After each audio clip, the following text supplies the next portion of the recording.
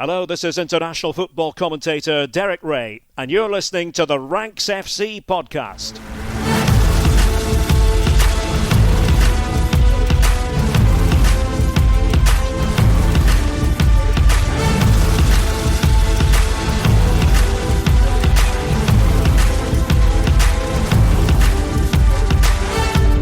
Hello, Rank Squad, and welcome to Ranks FC. It's your favourite transatlantic football podcast. It is the first episode here on the main feed for the World Cup 2026. We thought we'd wait until every team had played in this tournament before we did a little roundup of ranking things that we thought were either interesting or teams that have impressed us or those with questions to answer in that first round. My name is Jack Collins, and I'll be your host today. And joining me, not across the water, but just about 2 miles down the road, it's Mr. Dean Jones. How you doing, mate? Hello, mate. If I wave, maybe you can see me out the window. I don't know. But yeah, I'm back on British soil just at the time when all the football's happening on American soil. So that's cool.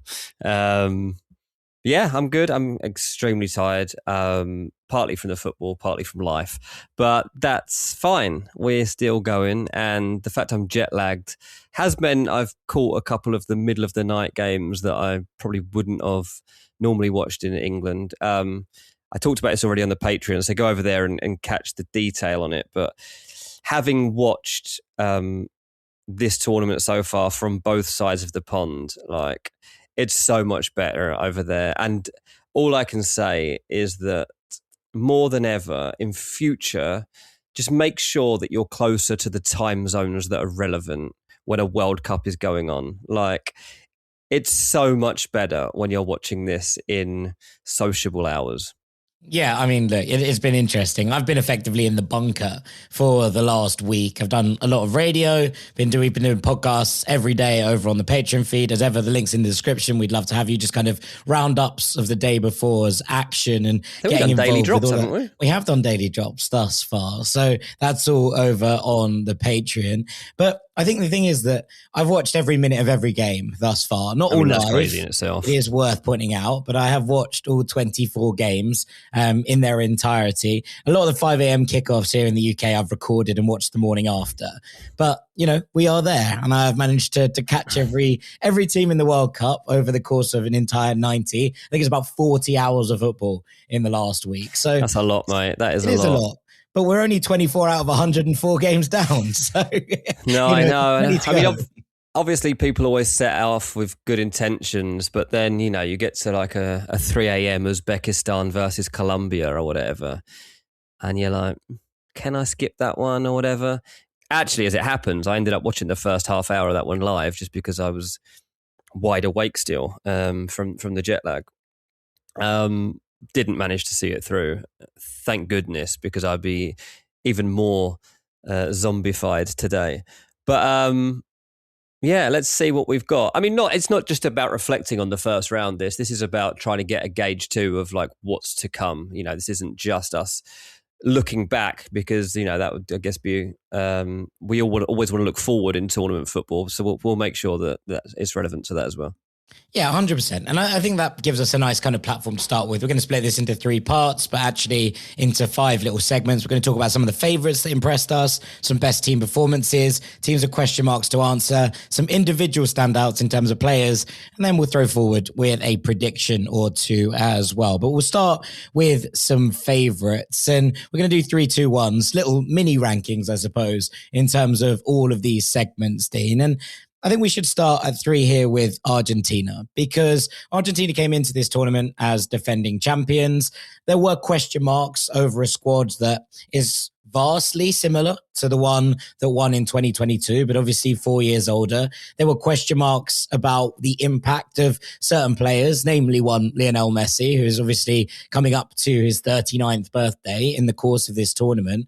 And I think there was a question over whether Argentina would be freed up by winning the World Cup in 2022, or if it would be a question of job done, let's just sort of see how we go in this one. And I think that their opener against Algeria, and it should be said that Algeria left this game way too open, left way too much space for Argentina to exploit. But I think what we did learn from an Argentina perspective was that I think it's going to be the burden is off. Let's go and enjoy ourselves. And one of the things we said about Argentina beforehand was, okay, this is a team that has won Copa America, World Cup, Copa America. They come in now to a World Cup. No one's defended this trophy since Brazil in the sort of 50s and 60s. It would be a remarkable thing to go and defend this trophy. And on the evidence of the first showing, I think nobody should be taking Argentina lightly. No, definitely won't be taking them lightly. I didn't expect Messi to start quite in this fashion. But I think it's a really good thing for this tournament. And I think one of the good things that we've had so far is that the superstar names largely have kind of stepped forward, and the goal scorers that typically you'd want to be leading the Golden Boot race are all starting to put themselves in the frame to do so. And I think it's been a strange old season, like domestically across Europe particularly, and we saw a mixed bag of like inconsistencies, star players going in and out of form and stuff. But I like the fact that we've seen the best players hitting their stride straight away, and the fact that Messi's doing it is an inspiration to the other players to keep going. I noticed that there was quite a lot of surprise among perhaps new football fans or maybe casual football fans about the amount that Messi does walk during a football match. But obviously for most of us, this is not something that is unexpected. This is a guy that can pick moments of when he's going to get involved in the game. And it's a complete art form in itself to just wander around the football pitch, just reading it like nobody else can. How can you get to the highest level of the game? And I know that it's Algeria and they're not as good as other teams that Messi's played across his career, but it's still on the highest level. And nobody can see what you're seeing. Nobody can do what you're doing. And I think that this is particularly like obvious at the moment because as well of Ronaldo's shortfalls in his game and in the warm-up games, that Ronaldo is falling away. I know he's a little bit older, but I think that even more mirrors the brilliance of what Messi has to offer us all right now, and also what he has to offer Argentina as defending champions. I wasn't actually sure how much we would see of Messi in the group stages. I wasn't sure if we'd need to see much of Messi in the group stages. But thank goodness that we saw as much of him as we did in game one, because it's been one of the highlights of the tournament already. Yeah, 100%. And I think what's interesting about this is, look, Argentina, I think, are scary for a couple of reasons. One, that weight of expectation that's been lifted off their shoulders means that they can play a little bit more free. And I think we're seeing that. Also, in this game, one of the things that I thought was notable was Messi's defensive contribution down that right-hand side. He was back helping out his fullback. This is not necessarily what we've come to expect, but I think that comes about potentially. And look, this isn't necessarily going to be a great kind of thing to hear if you support one of the teams who this Argentina side play for. But how many of this team have spent the last part of the season effectively just tuning up for this World Cup? You look at the players who have spent time on the sidelines, Christian Romero, Lisandro Martinez, or players who've not necessarily been at it in terms of their club form, Alexis McAllister, Enzo Fernandez, Thiago Almada. Rodrigo de Paul has been, sort of by the by in terms of his move to Miami.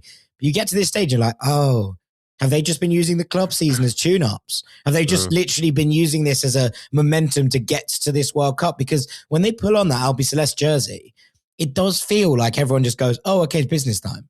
And this performance, Lautaro came back sharp end of the season, looked really good. I thought that he helped him to get over the line. Then he got injured again. And then he came back for that very last part of the season. You're thinking, how fit is Lautaro? Because we know in Qatar in 2022, he was injured for much of that tournament, and Julian Alvarez effectively just came in and was like, no, I'm the number 9 now. Almada has played sparingly at Atletico, but it seems to be, part of this team. And Scaloni's great trait is that I think he trusts the players he trusts, right? It doesn't matter how good or bad you have been necessarily for your club. If you are playing well and you put on that Argentina shirt, he will, keep faith with you.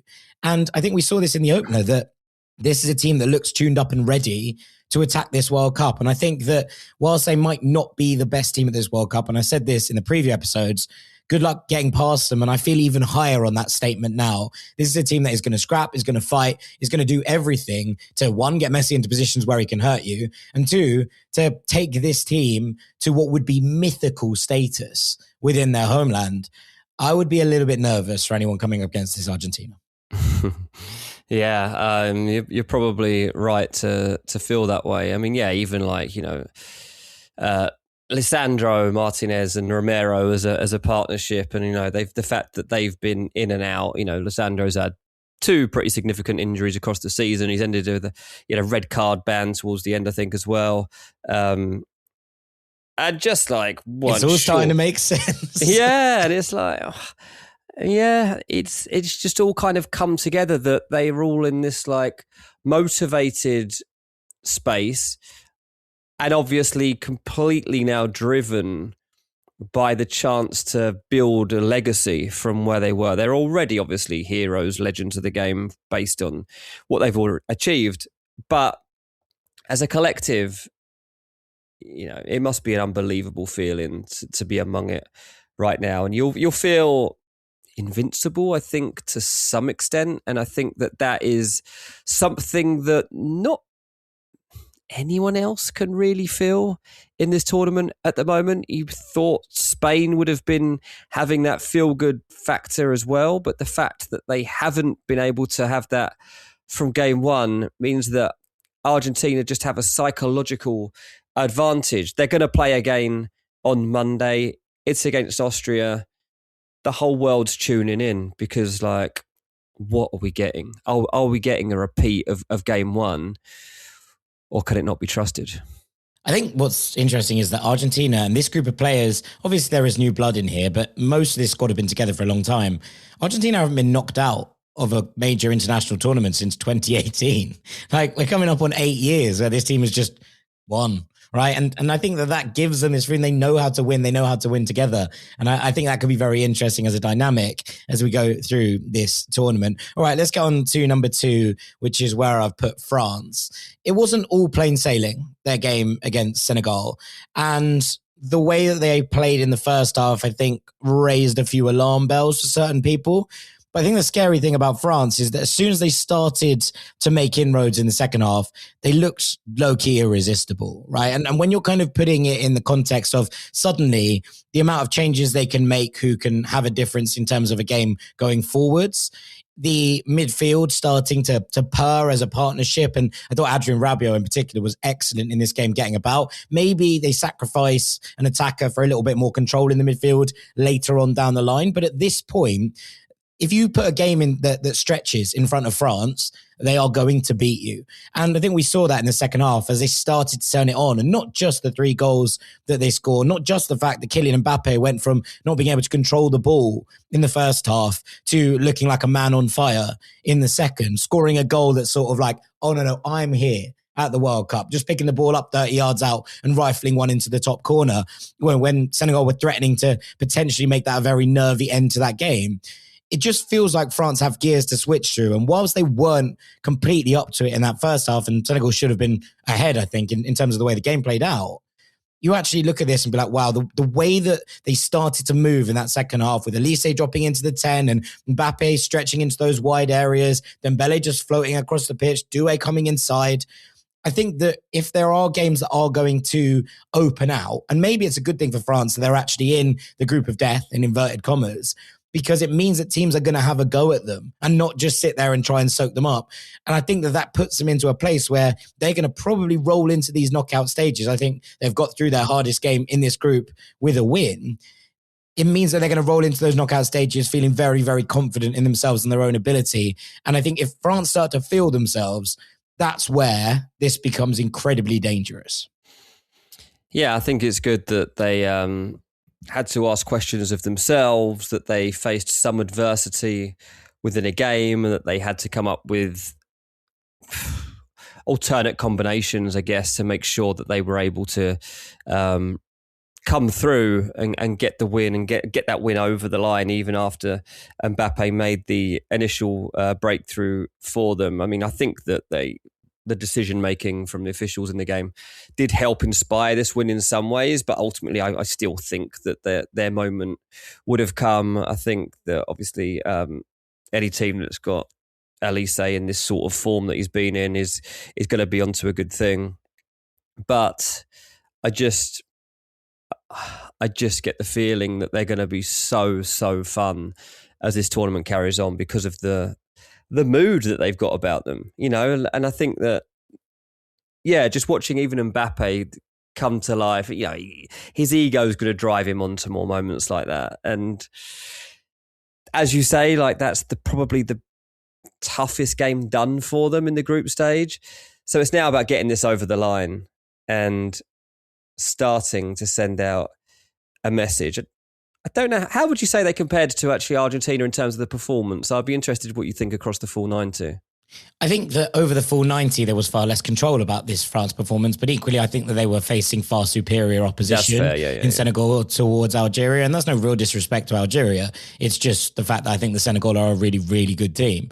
And you kind of look at it and the way that they went about their business, the way that they jumped the French kind of balls into the back in the first half. I thought they were very, very competitive from the back line and midfield, and then looked to spring on the counter very well. And they caused France all sorts of problems. And I think that maybe, you know, wakes a team up early. We talk about Argentina in 2022, right? The fact that they lost that first game, it's slightly different now because of the third place qualifiers and whatever. It basically meant that Argentina had to win out, right? They had no other options but to just win every game from that point if they wanted to win the World Cup. And I think that first half might have just been like, oh, okay, we're not having this all our own way here. In fact, we should be behind.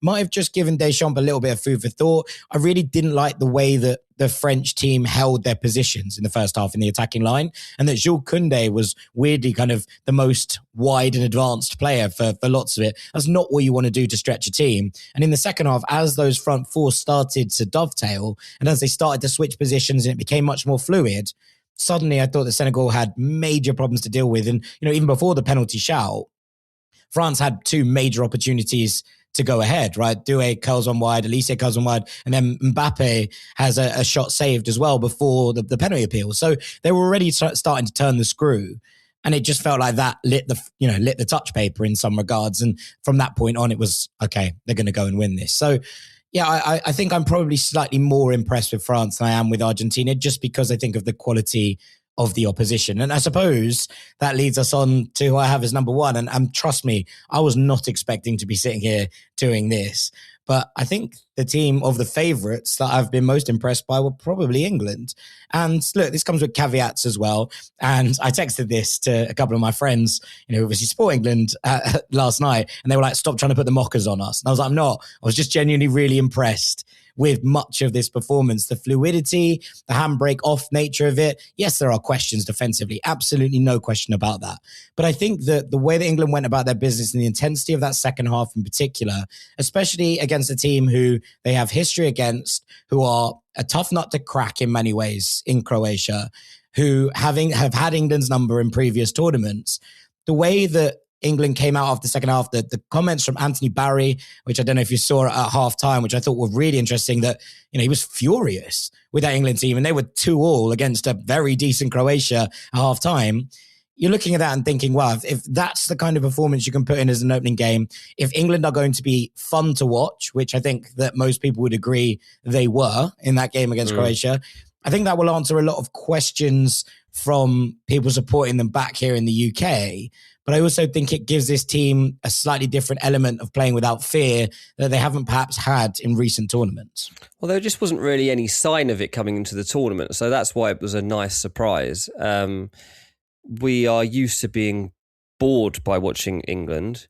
And, you know, that's obviously extended to some tournaments as well under Gareth Southgate. And it's been unconvincing sometimes, particularly getting through some group games, even knockout games, relying on moments rather than full all-round performances. And so I'd say expectations for this game in itself were pretty low coming into the game. Like, there was loads of England shirts and flags around yesterday. And people were kind of trying to make themselves excited, if I'm honest. Like, that was my impression of how everybody felt. It was like, well, the World Cup starts for us today, and so we are going to go to the pub. So we will force ourselves to go out, and we'll see each other, and we'll watch this team, and we'll... Starting late doesn't help, I think, in that regard either. Yeah, 9 p.m. kickoff wasn't... I meant kind of in terms of the groups. Oh, in terms of the group. I was going to say... being the game that's like a week almost after the opening game is a bit of a strange sensation. It is a long time, obviously, and we don't normally have this long a wait. It's because of the expansion of it that we've had to wait this long for England to play. But equally, playing that late into the day as well meant that there was a long time building up to it throughout the day. But it meant that the pubs were full. It meant you couldn't get in anywhere. And as soon as the first goal goes in, you can hear the pockets of noise all around wherever you were in the country of the cheers and the relief. And those cheers got louder and the relief became less so. And it's probably changed now towards Tuchel having to maintain a level of expectation because he set a new standard here in that second half. It was a good coaching display, but it was a great team display too, particularly in that second half. And defensively, you look back at that game, and obviously there are going to be question marks. You can see 2 goals in a game like that. What we're going to do when we come up against some of the best attacks? There should be question marks as well. I think that's perfectly fair. Yeah, but equally, once we had that ball and we were striding forwards from the halfway line, I thought we were going to score every time. Like, Noni Madueke didn't even have that good a game. Like, by his standards, like he's normally more dynamic in terms of the way that he's like the thrust that he has into the box, and he was a bit more tentative actually than I would typically have him down for doing domestically.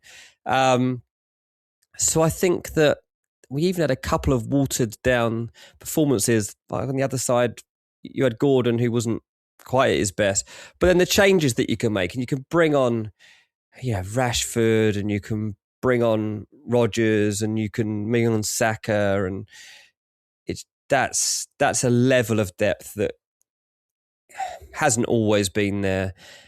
But I also know from people that are working in the camp that there's a mindset in this England team that isn't normally there. And usually you go into an England tournament, and the headline that everyone always has going into any World Cup is, we're going to win it. This in the old days when people cared about what the newspapers said, you'd get a front page story 3 days out from the tournament, whatever. The manager or a player says we can win it, or we're going to win it, right? And it's always been unconvincing. We've never truly believed it. I don't know, mate. I think that this group of players probably does believe it, because I think that we've got enough legit elite players with a proper mentality that think, why not? We've just done 2 semi-finals. It's kind of Arsenal syndrome. Do you know what I mean? Like we've had the progress. We've gone through the steps. Now have we got that psychological edge with this new manager to take us to where we've never been before? And maybe they have, given the way that they're all talking about that halftime speech. Yeah, I mean, look, I put them at the top of this list. I still don't have England as favourites to win this tournament, right? Like, I don't think I have them there, but I think that might have been the most impressive, considering the calibre of the opposition and the way that the game switched at halftime. A little bit like France in some regards, right? Like where France are coming into that and you're like, ooh, what's going on here? They should be behind. I don't think it's quite as dramatic for England. I don't think they should have been behind. But there was a lack of midfield cohesion in that first half. It felt like Madueke was the only out ball, and yet they scored 2 goals. And, I was talking about Norway at some point, and this is a slightly kind of bizarre comparison to draw, but I wasn't impressed by Norway particularly in their game against Iraq, and yet they scored 4 goals. And I think that that's the thing about England in this first half. You're like, not been wildly impressed with lots of it in the first half, and yet they've still scored twice against a good Croatia side with a very, very, very talented back line. And when you come out of that game at the end of it, scoring 4, and with Dominik Livakovic arguably being Croatia's man of the match, that I think starts to look slightly different. And the way that England were able to up it and change it in the second half, I think was very, very impressive in its own right. There are still questions, as we say, over this defence and how it holds up against superior attacks that it will come up against if England do get deep in this tournament. But I think as an opening day statement, that was about as impressive as I have the fact seen. it ended with a smile, mate, was nice. I mean, it's not been that often that England get off to a tournament start. You're like, oh, hang on a minute, we've got something. You never know. Well, if I'm saying it, it's coming from I a know, place I'm surprised of you put us number neutrality. one, mate. I That's am surprised. It's coming from a place of neutrality rather than any sort of England bias. So there you have it. That's where I pegged it. Right, we're going to take a break there. When we come back on the other side, we'll talk about best team performances and a few nations with big, big question marks to answer as well. Make sure you stick with us here on Ranks FC. Welcome back to Ranks FC. Jack Collins and Dean Jones alongside you, looking through the first round of World Cup games. Everyone has played now, so we're putting people in some sort of order. And the next category I wanted to get to, Dean, was that of best team performances. Now, we're going to take the favourites out, and the teams we've already discussed, we're not going to discuss again. So these are some new sides in that. But I think in terms of this is almost executing a game plan to perfection. And I have three nations here who I think did that incredibly well. And at number 3, I've put Cape Verde. Now, obviously, a historic draw for the country in that first game against Spain. There were some incredible individual performances. Vozinha is now a superstar, the goalkeeper, 40 years old, who spent most of his career playing in the second tier in Portugal. Bounced around. I think he's been in Hungary and Bulgaria as well. Didn't start playing professionally till he was 25 and had the game of his life on the biggest stage against one of the tournament pre-favourites. It was an incredible display from him, but I thought an incredible display from Cape Verde as well. The way that they kept their shape, kept their discipline. Now, Cape Verde are a good side, right? They didn't qualify for the AFCON this season, but in their previous 2, they've showcased what a side they can be, what they can pull together. We saw them in qualification, putting to the sort of a very, very good group and a challenging group. I don't think there was an expectation that they were going to come in here and get pumped in the same way that there has been for maybe a couple of other nations, which, has happened in certain games. But I don't think anyone was expecting them to come out with a point against Spain and to hold Spain to a clean sheet. Now, we'll talk about Spain in a little while, but I think just from a Cape Verde perspective, it's worth digging into how good they were in terms of their discipline, in terms of their resilience, and in terms of causing Spain enough problems going the other way that they had to think about it and not just be able to overcommit in terms of throwing players forward. And this result is obviously a massive one for Cape Verde as World Cup newcomers, but also a kind of indication of what a team can do when they do execute a game plan to this kind of perfection. Well, yeah, this is the thing. I mean, it's all about the goalkeeper display, right? And this is it's all anyone has spoken about ever since. And it's a little bit hard for me to analyse this one because I was literally packing to come away, and like the TV was. It's not the most detailed analysis I'll ever be able to give you on a game. This one, because I was watching it with half an eye and just waiting for the first goal to go in. But here's an easy way to look at the team performance. Like you talk about discipline and all these sorts of things. Well, in the team ratings, the goalkeeper gets an 8.8, all right? One defender gets a 7.7. Most of the rest of the teammates are struggling to get a 6. And obviously, like the thing is, so this is actually, so I'm looking at the Flash Score team ratings there. And one thing that Flash Score have started to do here, and this is not an ad or a sponsor just because I do some work for them, but what they've started to do, which is what team rating lineups have needed for a while, is to associate their stats within a game as to what their actual role and position is. So Flash Score have actually started to do that now, and they're adjusting not just like how many blocks, passes, whatever they've made that have been successful and stuff, but also adapted that to what their position is in the team. So I am taking these a little bit more seriously from here on than I might have done in the past. How good a team display was it genuinely outside of the goalkeeping display? I know that is hard to judge, but like Spain, I think it was remarkable. Had 27 shots. Yes, they did have 27 shots. But what they did was they forced Spain into areas. And look, in the same way that I will criticize, and we'll come on to Australia in a minute, right? Because they are another team in this category for me. But in a similar way, they forced Spain into positions they didn't want to be in. Now, part of that is Spain struggling to create in the wide areas, right? And I have sympathy in terms of what that looks like. But I think that Pico Lopez and Dine in the middle, Dine Borges, were absolutely unbelievable in terms of the way that they held their line. Mikel Oyarzabal didn't touch the ball for the first 31 minutes of this game. And if that doesn't show you what a defensive display they were doing, and also I think you come into the midfield, Lanini, who effectively shielded this back line for much of it, did such a brilliant job at cutting out those passing lanes. Now, it's very difficult to rate that, right? Because it's not interceptions. It's not winning the ball in those kind of areas. But actually, the way that he covered and shielded in those areas, that meant Spain could not and were not able to get the situations in the middle of the park. And we've seen this so many times, right, with Spain. They are able to pass the ball through the eye of a needle to someone on rushing. They weren't able to find those gaps at any point in this game. The only real threats came about with Marc Cucurella finding kind of back post runs, many of which he was offside for. The one that he does get right ends up with Ferran Torres hitting the bar, and that is Spain's major chance in this game.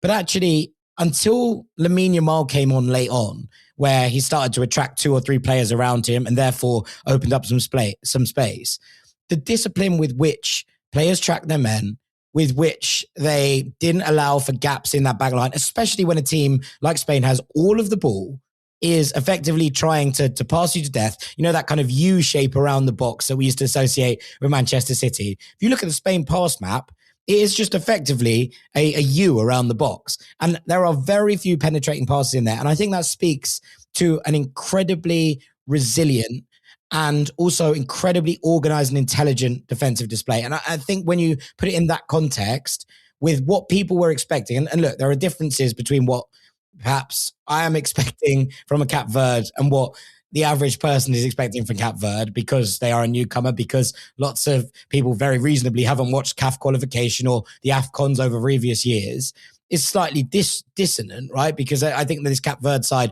are a better side than people were giving them credit for coming into this World Cup. I still thought that this game would be too much for them. I didn't think it was going to be 6-0, but I thought it might be 2 or 3.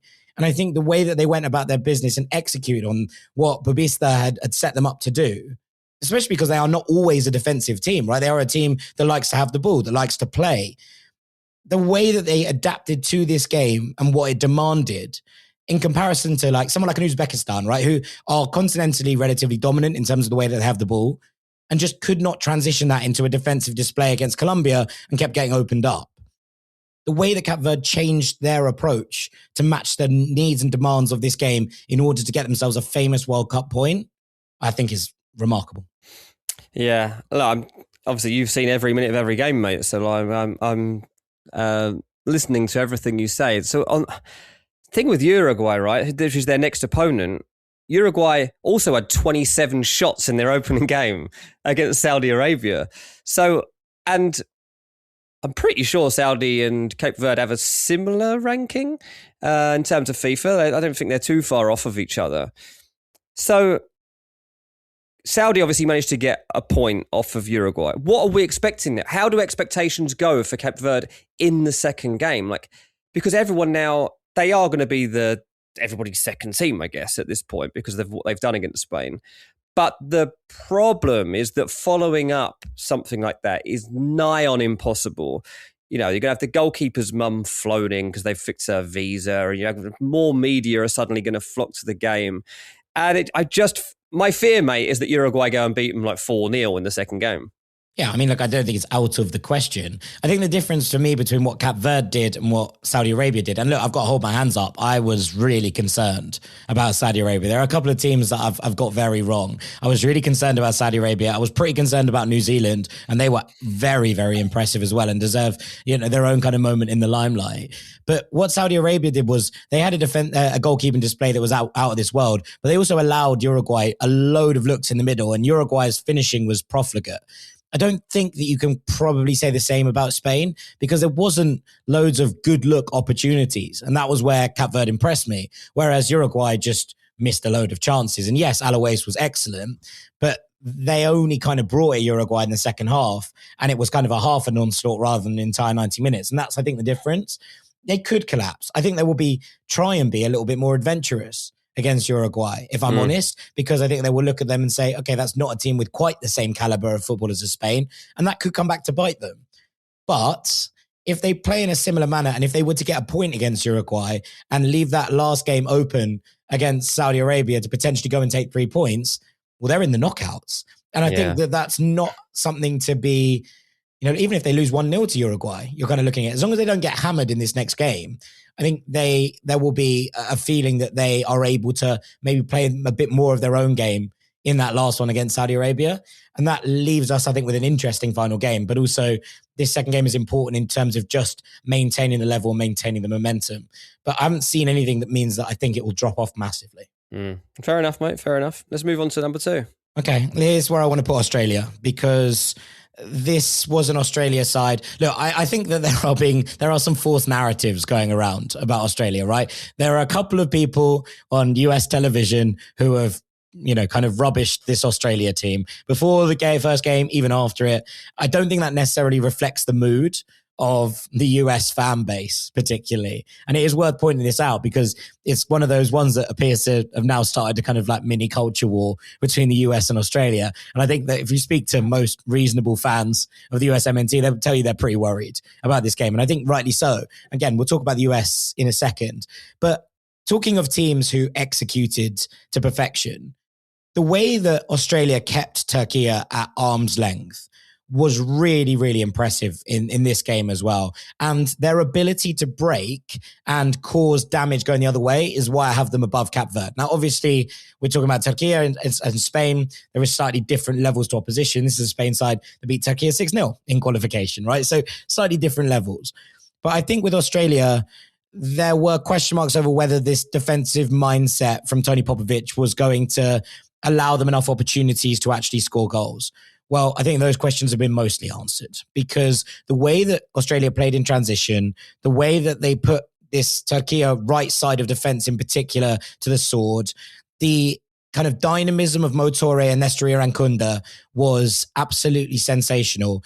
And they forced Turkey into effectively pot shots from 30 yards from Çalhanoğlu and co, which never really felt like they were hugely endangering that Australian goal. Yes, Patrick Beach made a couple of very, very good saves and deserves credit, but it felt like they were limiting Turkey to very small, kind of low XG opportunities, to borrow a phrase. And effectively what they did, they also made Turkey cross the ball loads into their 5'8" centre forward, who was up against 6'7" Harry Suter and co in the middle, which was never a battle they were going to win. They forced Turkey into a game plan that they did not want to be playing.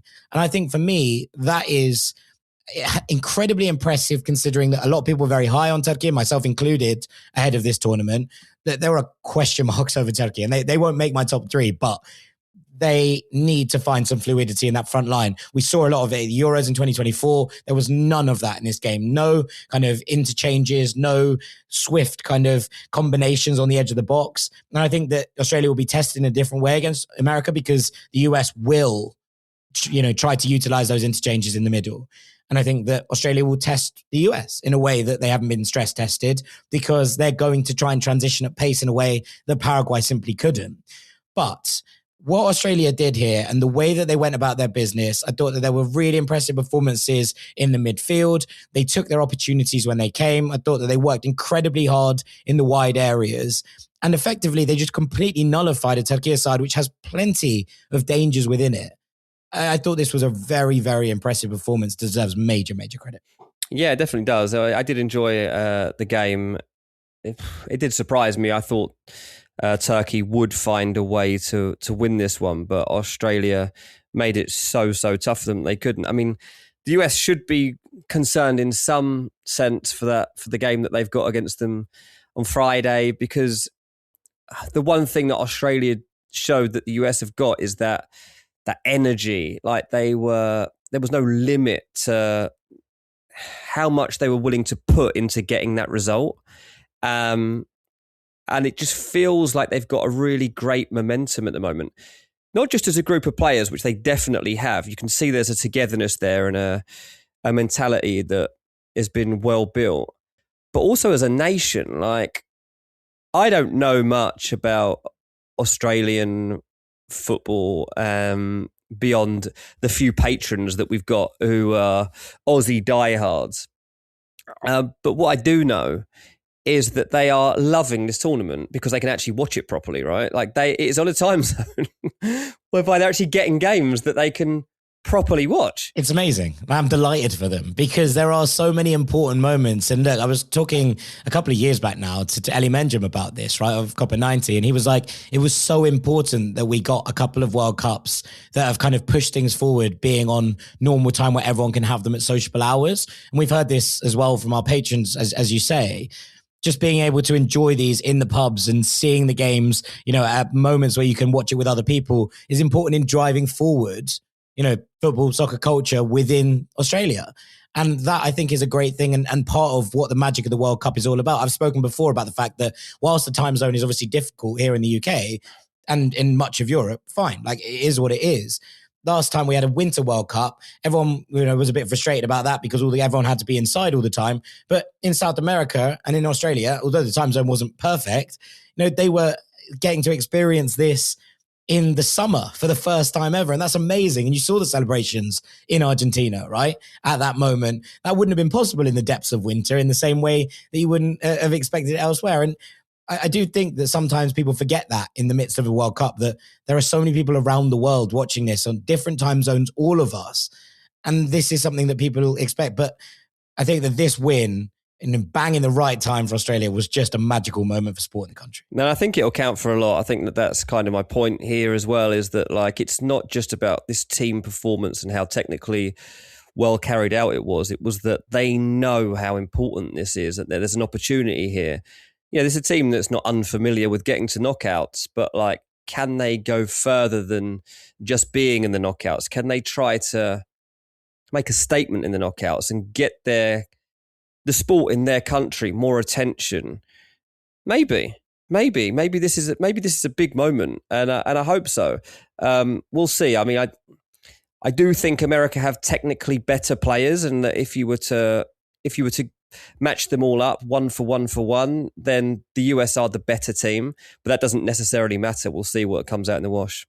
Yeah, I mean, I think if you'd done that for Turkey, you come out with the same answer, right? So that doesn't necessarily mean anything. I mean, look, we'll take it on to the US, just on Australia.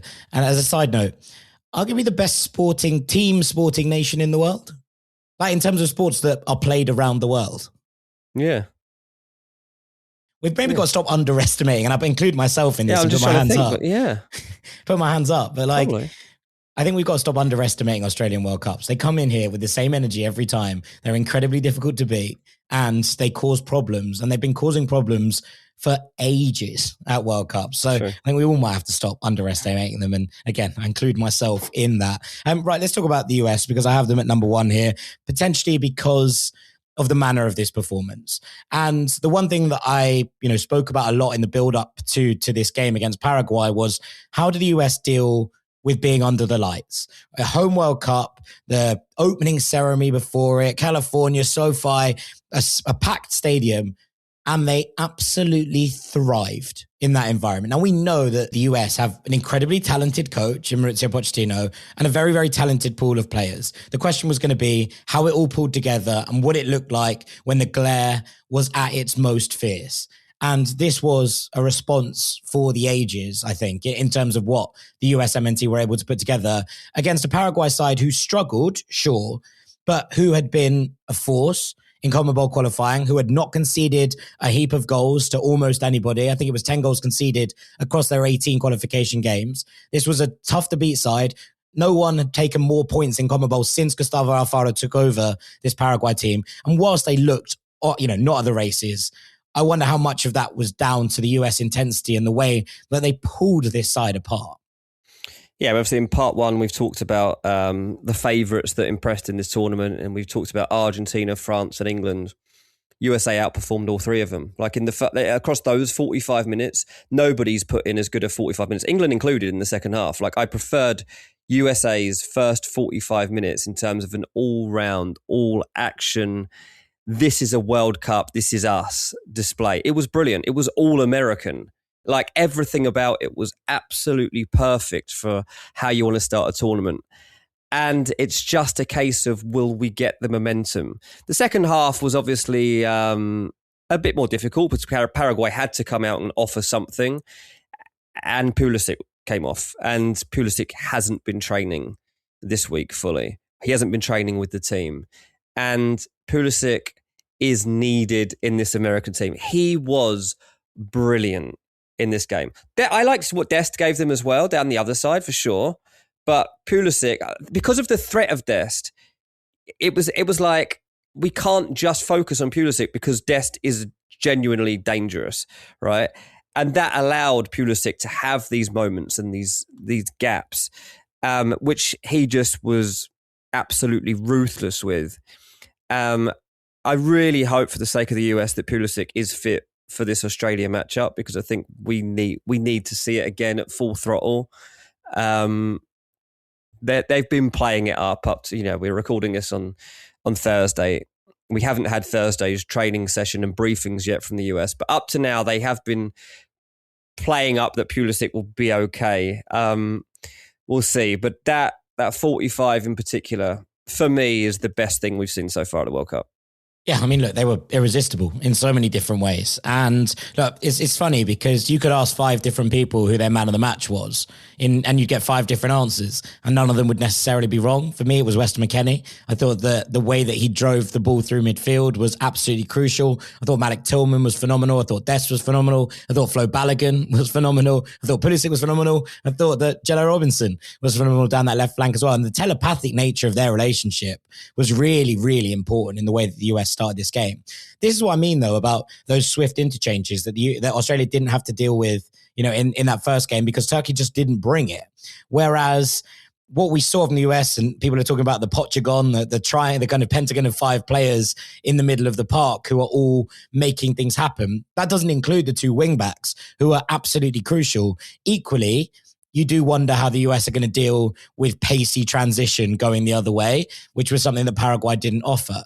And I think that's what this does, is it sets up this incredible contest between the US and Australia in that second game, which not only potentially looks like a battle to win the group, but also is a stress test for them in different ways that we haven't seen yet. And that, I think, is what I'm most excited about. But this was the performance that the US needed and the one that they gave. And, in the midst of what was obviously a busy period in US sport, we saw obviously the Knicks win and the New York be absolutely blue and orange for a couple of days. We saw the Canes win the Stanley Cup, which hasn't happened in a long time either. Suddenly it's like, oh, okay, this World Cup team and this US side in particular are able to dominate the narrative as well. And for me, that I think is as important as anything else when we're talking about the growth of the game and what that means going forward. So look, an almost perfect performance.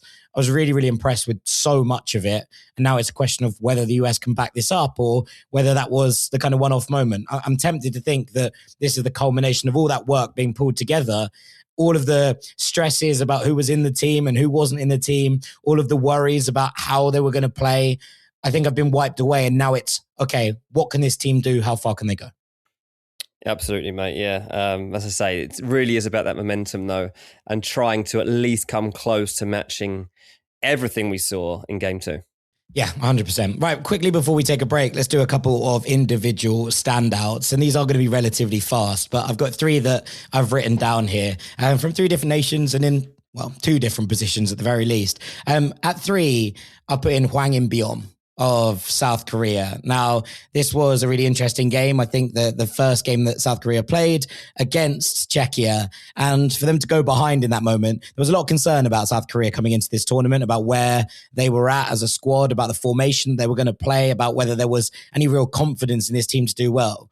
But this display from Hwang In-beom from centre midfield was absolutely absurd in so many different ways. Now, not only does he score and get an assist, but he popped up everywhere on this pitch to make things happen. And suddenly that central midfield pivot with him and Paik, who plays for Birmingham City, looks like one of the most interesting midfield pivots that we've seen in the entire competition. I thought he was majestic in there, Dean, and really the driving force behind why they won this first game and why everyone is feeling a lot more confident about South Korea than they were 2-3 weeks ago.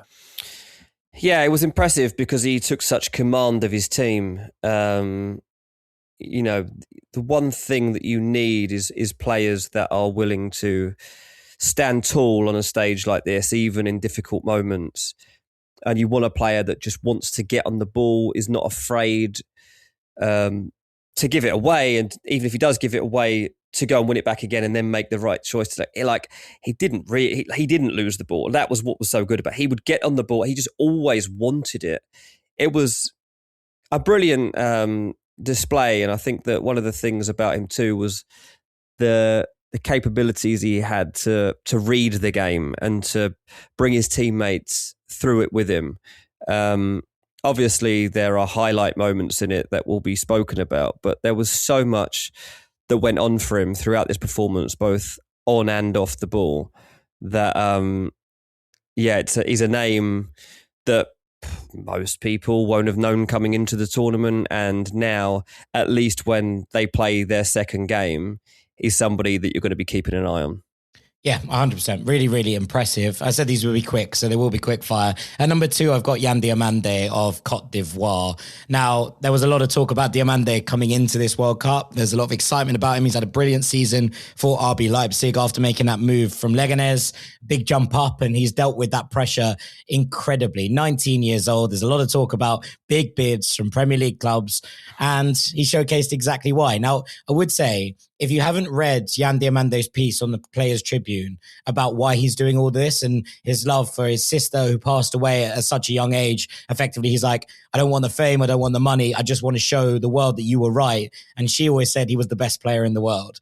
And that, that story, one, is incredibly heart-rendering. I didn't expect to start today crying, but I read it in bed when I woke up, and it really, really was something incredibly heart-rendering about that story. It's an incredibly emotional tale and genuinely well worth your time. Please do go and have a read.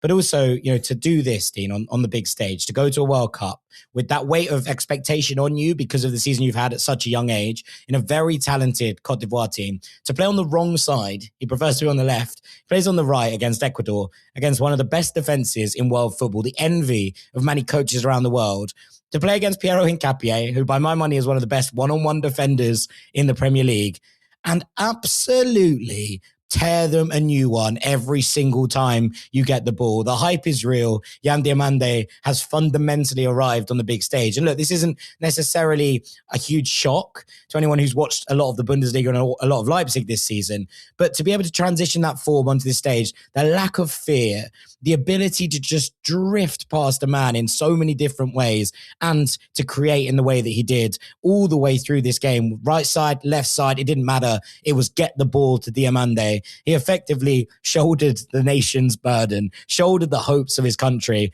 at 19 years old and went, yeah, go on then, let's give it a go. It was electric. Yeah, I mean, he's been foot to the floor over the last couple of years anyway, obviously emerging in the way that he has. His rise in football terms is worth a read too, to see where he's come from over the past couple of years to become a player that is genuinely being looked at by Liverpool and others for this transfer window. I mean, you talk about being surprised, kind of surprised about him being on the right, because he's obviously so good on the left. I mean, Liverpool would play him on the right as well, I think. Like, that is something that they're happy for him to go down the right as well if they can win this race to sign him. We don't know yet whether they will win that race, but they're certainly giving it their best efforts, as he is the priority signing. He's electric. The one thing he hasn't had yet is any kind of setbacks in football terms while this has been good. And so at some point, he will have to slow down. At the moment, we don't know how far this guy can go. Like, he's just been like, let's just go, like, push through the ceiling and just don't stop. Like, he's not Messi. Like, there is going to be some point here where I think things slow down. But I don't know when that is. And it certainly wasn't in game one, that's for sure. So it was brilliant to watch, because that's what you want to see in your wide World Cup players. You want people that are willing to tear people apart. That's exactly what he did. Yeah, all Cote d'Ivoire now, aren't we? It's probably Looks like you've got a shirt on there, mate, to be honest. The orange that you're wearing looks a bit Cote d'Ivoire. Well, it's actually the old Ireland away shirt, but effectively I've just flipped all my flags upside down for the course of this World Cup. So yeah, I'm with Yan Diamande. I don't mind where the rest of you lot are. Right, let's go on to just number one now before we take a break. And perhaps the standout performance of the tournament so far for me, from someone who perhaps we weren't expecting from. I'm not putting in Messi and Mbappe and Haaland in here, right? This is about individuals who've stood out, who've made a kind of name for themselves in some regard. And look, Hwang In-beom is a lot older than both of these two players, but I still think that whilst he was good in 2022, that performance was worth a nod. But at one, I've got Ayab Bouadi from Morocco. Now, he's walked into his first World Cup game at 18 years old in the center of midfield against Brazil. He's come up against Bruno Guimaraes and Carlos Casemiro, and he has absolutely and utterly run the game. And I think that the quietest compliment perhaps of all here comes from Carlo Ancelotti, who effectively has to change the entire midfield at half-time in order to deal with what Ayab Bouadi is doing in the middle of this pitch. Now, there are elements of his game that aren't perfect yet, right? He jumps out a little bit too much, but he is in a Rolls Royce of a footballer. He's incredibly intense, but he looks like he's gliding around. He can carry the ball. He wins it back in dangerous areas. He can play the pass. There is almost nothing that he can't do. And his change from being France under-21's captain to starting for Morocco at this World Cup might go down as one of the most impactful in the future international switches we've seen in a long, long time. He was magnificent. Yeah, and it's probably a player I've written about more than I've watched, to be totally honest with you, because he's been touted for a big transfer this summer. Lille are prepared for that, and they've got him on a contract which should reflect his true value in the transfer market when the offers start landing, and Lille will be delighted, to be honest, that he's got off to such a good start at the World Cup, because they realise there's not much likelihood of him perhaps even getting into next season with them. But if that's not going to happen, then at least they get at least £60 million, probably, possibly closer to 70 odd million pound. That's where they'd like this to be. In order for that to happen, they're going to need a bidding war of some sort. And I think, well, you've got PSG, who ideally don't want to sign him yet because they don't actually need him at this stage. But they're having to think, can we let this guy leave the league? Like, we want him, and the chance is there. But if Arsenal, for example, was serious about signing him, Bayern Munich are sniffing around, Liverpool are being linked, how seriously do we have to take the prospect of going and spending this money on someone we don't really need until another year's time? So that's the sort of conundrum is amazing performances are giving the European champions. Yeah, I mean, to me, it stinks of Real Madrid next summer, Dean. I'm looking at it thinking Rolls Royce of a midfielder, Real Madrid in need of players to kind of fill that gap. It looks that way to me. I don't know, maybe it's just his style of play. I mean, I just don't know if he hangs around in the market long enough for it to be another year. That's the thing. I think we'll see how he does in match week 2 and 3 in this World Cup, but given the plaudits he earned for that performance, and I have mates who had genuinely never heard of him texting me after that game, being like, I've never heard of him. How is this guy so good? And I was like, I mean, I've heard of him a lot, but I haven't really seen a lot of him because I don't watch a lot of Liga. But yeah, he is everything he's hyped up to be, isn't he? Yeah, 100%. We've been seeing it for a little while domestically, but seeing him do it on the international stage was really quite something. I enjoyed this. One of the people in a Fulham fans Ireland group, and one of them was like, we could sign a Fabinho on a free transfer. And someone was like, I'd rather get that Bouadi guy from Morocco. And I was like, yeah, I don't think that's going to happen. I don't think we're going to be seeing him down the cottage any time soon. Right, we'll take a little break there. When we come back on the other side, we're going to talk about a couple of teams with question marks to answer and give you a prediction or two as well. Stick with us here on Ranks FC. Welcome back to the third and final part of today's Ranks FC, rounding up the first round of games from the World Cup 2026. And it's time to talk about those who potentially haven't performed to the level we expected. And Dean, got 3 nations here with big question marks to answer. And we'll start at 3 with Spain. Now, some people might think that this is a little bit low for Spain, considering they failed to score in their opener against a newcomer to the World Cup.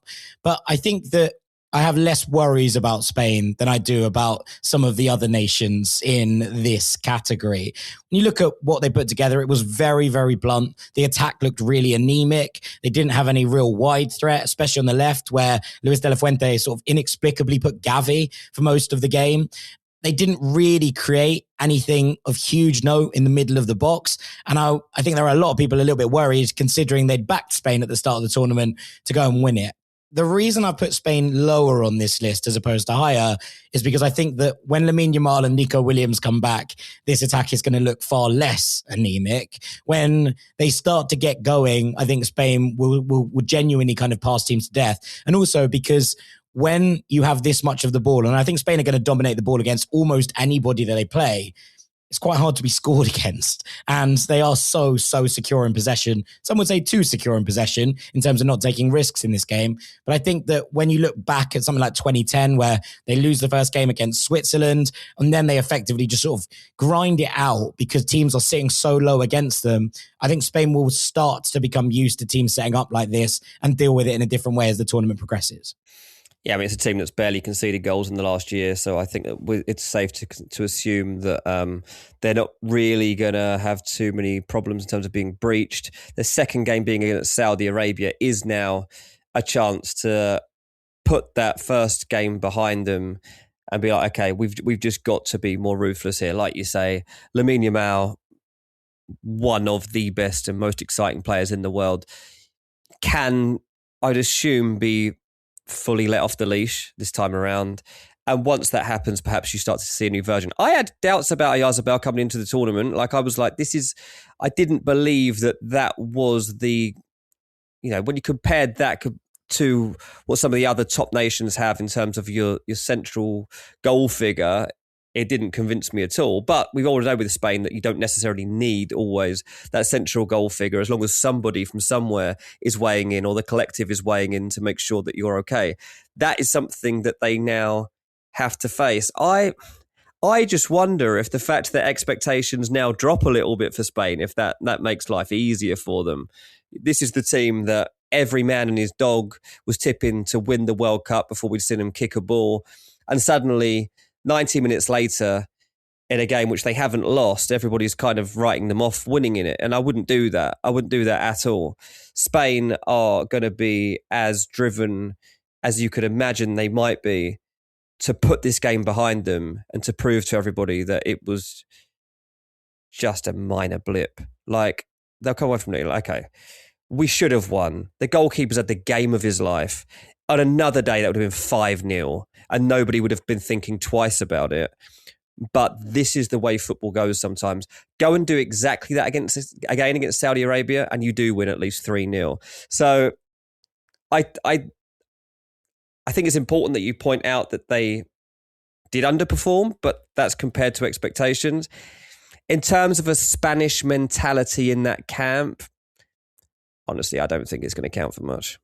The only question mark I'd have is Luis de la Fuente's not necessarily inability, but desire not to change things up when it clearly wasn't working. Like, they have Borja Iglesias on the bench. Like, you have a central striker there who is a physical presence, who can get in and around the centre backs, who can hold things up. And look, I personally love the Panda, obviously, for what he did at Betis. But you look at it and think, for me, you need to be able to look at that game and think, what we're doing isn't really working. Maybe it's worth us trying something different. And he didn't. And I suppose that's probably the only black mark I'd really put against this performance.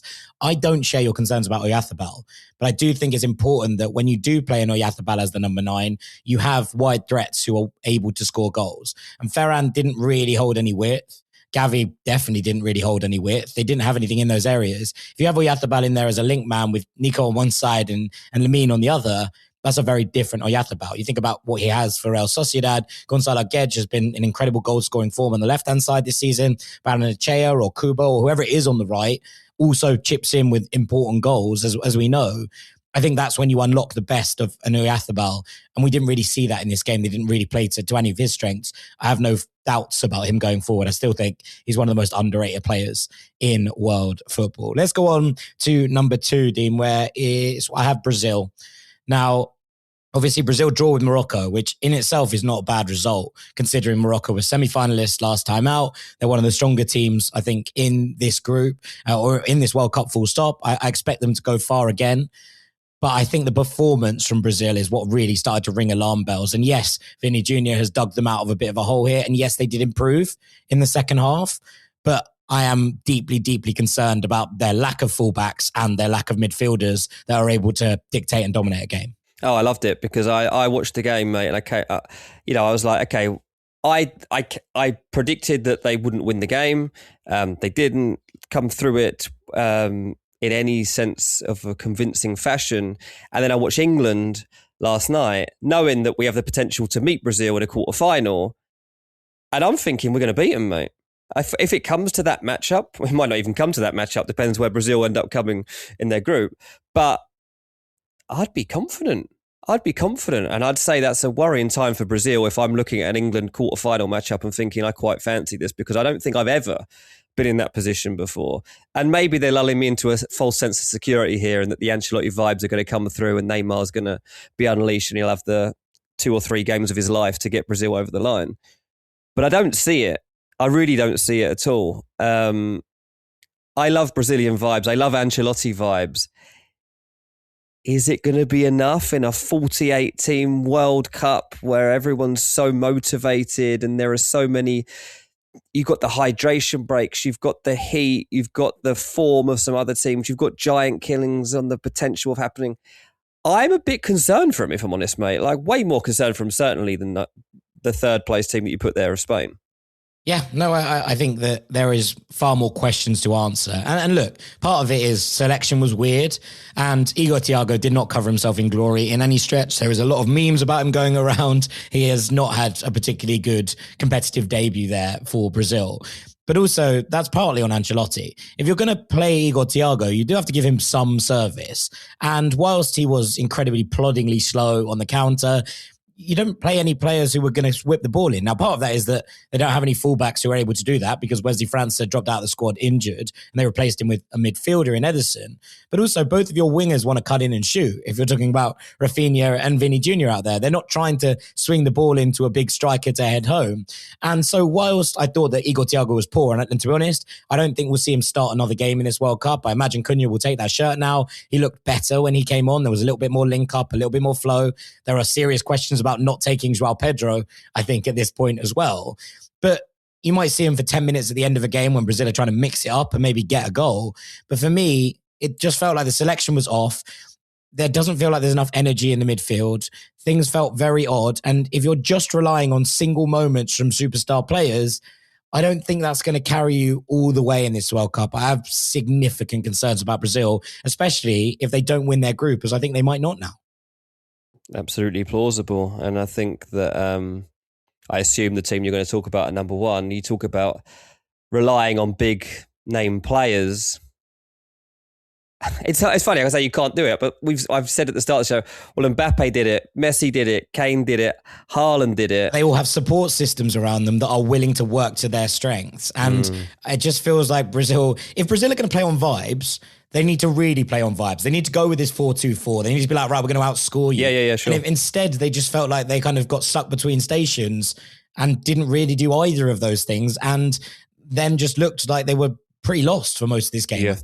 Yeah, no, I absolutely agree, mate. Maybe they'll prove us wrong. Like, I kind of want to in game 2. They do prove me wrong. Like, see Brazil go and win 5 goals, and we see all the Samba stuff. But it's unconvincing at the moment. I mean, look, if you're Haiti after your performance in that first game and seeing what Brazil did, I think you're like, let's have a go at this midfield, shall we? Let's have a run. If you're Luisius Deedson, who had a great time in that first half against Scotland, you'd be like, give me the fullbacks. Let me run at them. Let me go at them and see what we can do.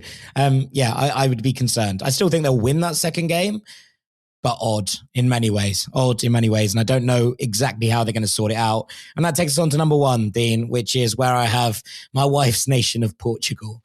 This was weird in loads of different ways. And there are going to be lots of people who have lots of different opinions on why this happened, why Portugal looked so toothless.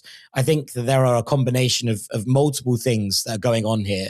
And Portugal feel like they're trying to play in a way that doesn't suit them.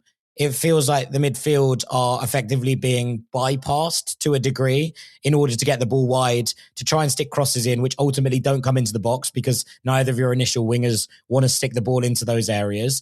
They go 1-0 up against DR Congo and you're thinking, okay, you've broken the deadlock against a team who are going to sit deep and try and counter. This should suit you as a game state. And Portugal have no ability to push on the accelerator, to start to move the ball around and pull a team out of shape. And actually, to be honest, in the end, when you look at those 90 minutes, I think it's probably DRC who will look at that and think that might be a wasted opportunity.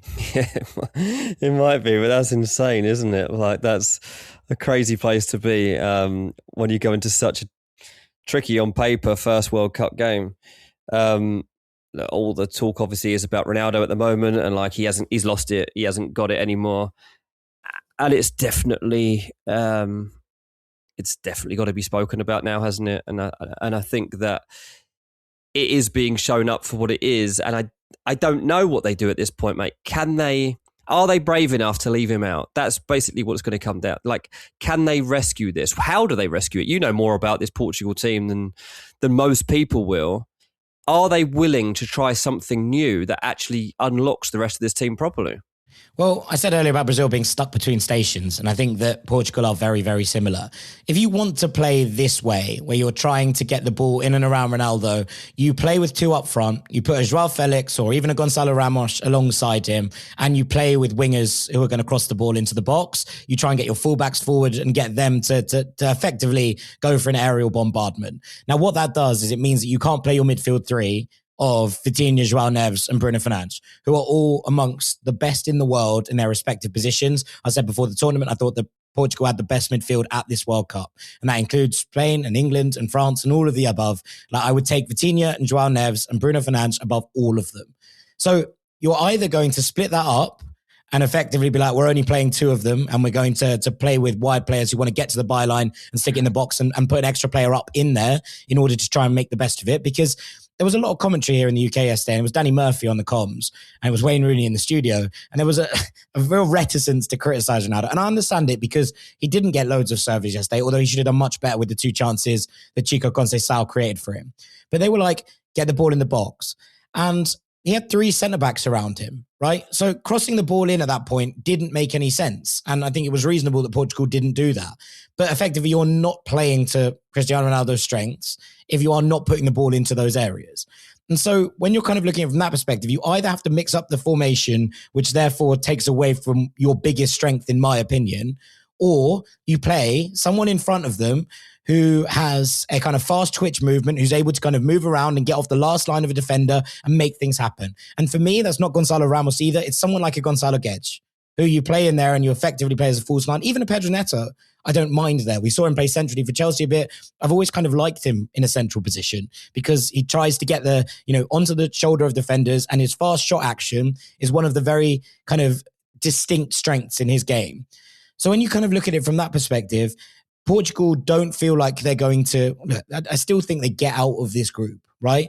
But they don't feel like they're going to cause serious problems later down the line unless they find a solution that works. One of them is dropping your all-time legend, arguably the best player to ever come out of Europe, and your captain to initiate and to facilitate the rest of this team. And the other one is you dismantle your all-star midfield in order to play to the strengths of a 41-year-old who's been playing in Saudi Arabia for the last 2 years and therefore not to the same level that those who in the midfield have been playing to. And that, I think, is where Roberto Martinez is going to have to earn his stripes if he wants to manage this team to success. And if he doesn't, I think he's going to be out on his arse at the end of this tournament. Yeah, I mean, it's a hard situation to be in. It's a horrible situation to be in, really, because if whichever decision he takes doesn't work out, then yeah, he's gone. I think he's just got to be brave at this point, but that is genuinely easier said than done to leave Ronaldo out of this team. Yeah, 100%. 100%. It's a difficult situation. And look, this would be easier if Eli Junior Krupi had accepted their call up to be the number 9 and they had someone who's red hot form and is going to be the guy. We spoke about this in the preview episodes. There is no one who's put their hand up, but it can't go on like that is effectively the line that I would use. And yet, to quote Mick McCarthy, I'd imagine Roberto Martinez is going to nod and say, it can. So we will see. Right, Dean, let's finish this off with a couple of predictions. What have you got for me? England are going to win it, mate. Oh, for God's sake. We are. We're going to win it. Think how close we came playing dull, turgid football, right? Under Southgate. And at kickoff yesterday, mate, I didn't like Thomas Tuchel, right? And by the end of the game, I was like, okay, you got me. You've got me, right? That was fun, right? It was fun. So was Sweden, but I don't think they're going to win it either. Stop comparing us to Sweden. We are already one of the best teams in the world. We were already one of the best teams in the world. We already knew that we were going to get to the quarterfinal at least, right? It's just the way it is. Mate, it got me excited watching that. Like, that just had an edge about it from every single angle that just got me excited. I genuinely was not excited about watching England this World Cup. I wasn't. And I was not at all predicting that we would win this World Cup. When they were standing there singing Wonderwall, mate, I was ready to climb on the roof of my house and sing it. Like, I felt, for the first time in my life, I felt 6 feet tall yesterday. Like, it was, oh, mate, this is what you're supposed to feel like watching your national team. This is what World Cups are supposed to do to you. And almost every single time I've watched England in a major tournament, I've had the complete opposite feeling of what I got here against Croatia. We don't start like this. So I'm excited, because if it genuinely gets better than that, no one can stop us. Yeah, I mean, there are still questions to answer, I think, as I said in the England segment, but it was an incredibly impressive start. I still don't have them as favourites. I think if you let Kylian Mbappe... I don't want to be favourites. I don't want to be favourites. Running at that defence is scary hours. I don't want to be favourites. I want Mark Gahey back in there somehow. Plug things up a bit more.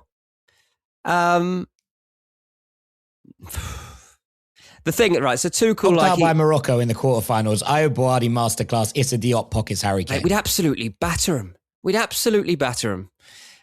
Ismail Saibari hat-trick. This isn't even... Well, it is. Me just trying to wind people up. To an extent. A little bit. But we're gonna win it. Okay. All right. Fair enough. There's your prediction. I've gone a little bit safer than you. I've just talked about a group stage prediction. I think Ivory Coast might win their group. That's such a climb down from what I've just said, isn't it? Yeah, it's such a climb down. I thought we were doing group stage predictions. I mean, I was going to, but I got so excited throughout the course of the last hour just thinking about what I saw last night. Again. I was going to start. That's what it's about. My actual first take was supposed to be America win their group and get to at least the quarterfinals of this tournament. That was what I was going to say. And then my heart just took over. I'm sorry. No, I think it's fair enough. I also think they might, although I think they will draw with Australia on Friday. Anyway, carry on with your actual take, mate. I think Ivory Coast might win their group. They've just beaten Ecuador. I think if they draw with Germany, they have the capacity and the firepower to also hit Curacao hard. And look, fair play to Curacao, by the way. They made that game competitive for pretty much all of the first half. I really enjoyed watching them. And we've seen a couple of minnows do more things. And yeah, the game got away from them, sure. But I thought the Curacao were really interesting as a football side. And they tried to play. And arguably that was their downfall. But I rated it nonetheless. I think Ivory Coast might get something off Germany. And I think if they do, they probably win this group. Now, I don't necessarily think they'll beat Germany, but I think there's enough talent in here and a really, really good back line. Having seen off the threat of Ecuador, I think Germany will struggle to break Ecuador down as well. This might be like one of those super low scoring points groups where it's like 5-4-2-1. I don't know if that's even possible, but it is what it is. But you get my point. They're like, there might be a lot of draws in this group that end up kind of playing out and it's shaking out that way. But yeah, I've just got a funny feeling. It might be on goal difference. I reckon Ivory Coast might win their group. Okay. One of my other predictions / hot takes is I think Netherlands might go out, mate. Not in the groups. Not in the groups, but in the groups, I think they could come third. Yeah, I think that's possible. And I think that I think they will hammer Sweden. And I don't. This is the thing. I'm not sure. I'm not sure. I think that this is actually one of my most intriguing games of the week that's coming up, is this Sweden-Netherlands game. The first game Netherlands played against Japan was a really good game, and I enjoyed it a lot. But it didn't convince me as the sort of performance that gets you very far in a World Cup from a Netherlands perspective. Look, Japan are a good team, and I completely appreciate that. Absolutely, did the bed, shall we say, in this one with the way that he ended this game. I thought it was wild to kind of give up the momentum in the way that he did and give up the impetus. I am not convinced by the Netherlands either, but I still think they'll finish second in this group. I don't know. I think Tunisia are the worst team at the World Cup, by the way. That's a hot take. There you go. Yeah, that is. Group F has got a lot of hot takes that you could go for. I'm still as unconvinced by Sweden. This is how bad Tunisia, I think Tunisia are. I'm still as unconvinced by Sweden, despite the fact they scored 5 goals, as I was at the start of the World Cup. I don't know. That's why I think this Netherlands game is so fascinating, to be honest, mate. Because like Sweden, like crest of a wave, Graham Potter's magic, Gyökeres and Isak up top, Ayari weighing in with the great goals, like great moments. I loved watching Sweden. Yeah, they were loads of fun, but I just think that Tunisia are that bad. But Tunisia were abysmal. They fired their manager. Tunisia should just be eliminated today. You can't fire your manager. I know it worked for the Ivory Coast when Immerse Faye took over in the AFCON, but you can't fire your manager in the middle. You've got to look at the team he's got to pick in the first place and be like... He didn't help, but also that team is not good enough by any stretch of the imagination. Talking of which, I think 6 of the 10 African nations make the round of 32. Tunisia are not one of them, unsurprisingly. That's good. That's what I say. I think 6 of the 10. I think there's actually one good thing to keep an eye on, I think, at the moment is the different confederations and how they're faring at the moment. That is genuinely something that I think is changing in this World Cup in terms of the way that things are levelling out. And I like that take from you, yeah.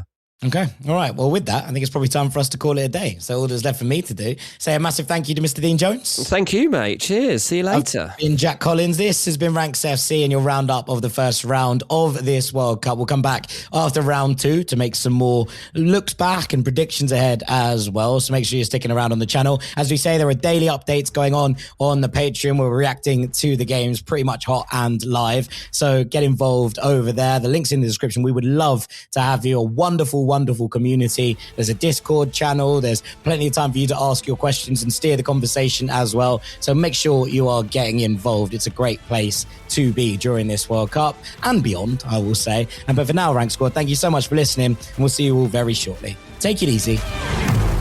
Peace.